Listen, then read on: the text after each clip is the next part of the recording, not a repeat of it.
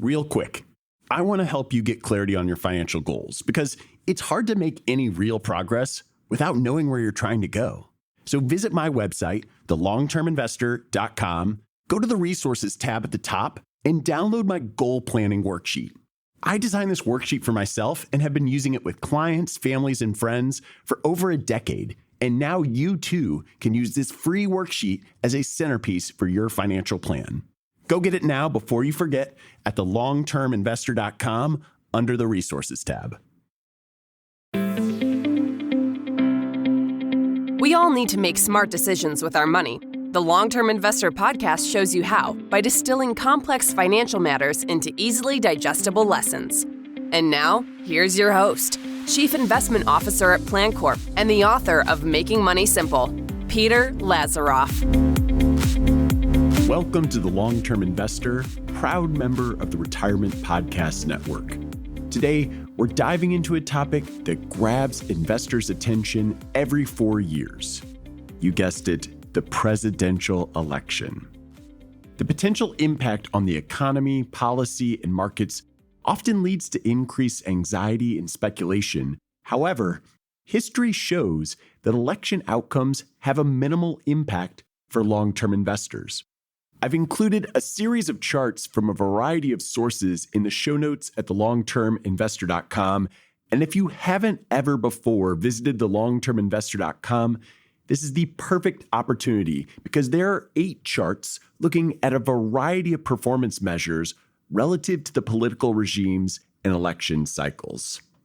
As you'll quickly realize from the data in the charts, the historical facts are clear. The stock market has advanced regardless of which party is in the White House. And let's remember what is happening when you invest.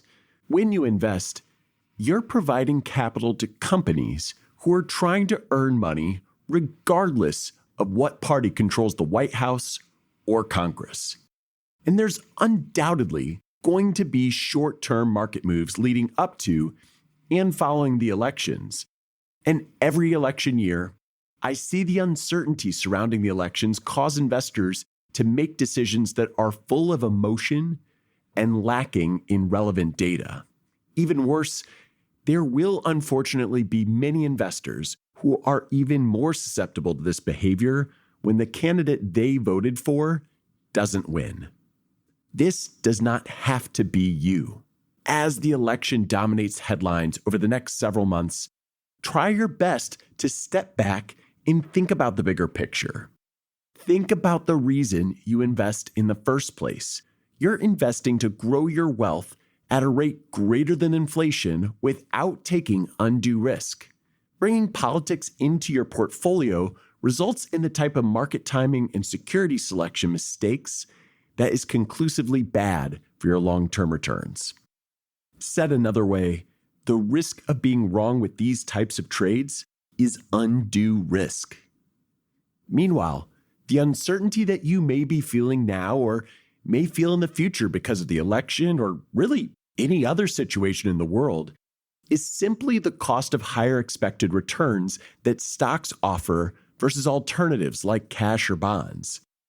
Times like these are precisely when the importance of having a long-term financial in place is highlighted. When you have a long-term plan in place that considers the uncertainties around these sorts of events and incorporates periods of poor market returns similar to the frequency and magnitude with which we've seen in the past, it eliminates the need to react to the latest news or headlines. Elections are high-stake events that capture national attention, and so it's easy to get caught up in the drama and uncertainty. However, as long-term investors, it's crucial to look beyond the immediate noise. So again, go visit thelongterminvestor.com, check out all the data and charts I have there, and if you found this discussion helpful, please consider leaving a review and sharing it with fellow investors. As always, thanks for listening, and until next time, to long-term investing. Thanks for listening to the Long-Term Investor podcast. To access free financial resources and submit questions to be answered on the show, visit thelongterminvestor.com. Peter Lazaroff is an employee of PlanCorp and BrightPlan. All opinions expressed by Peter and any podcast guests are solely their own opinions and do not reflect the opinions of PlanCorp or BrightPlan. This podcast is for informational purposes only and should not be relied upon as a basis for investment decisions.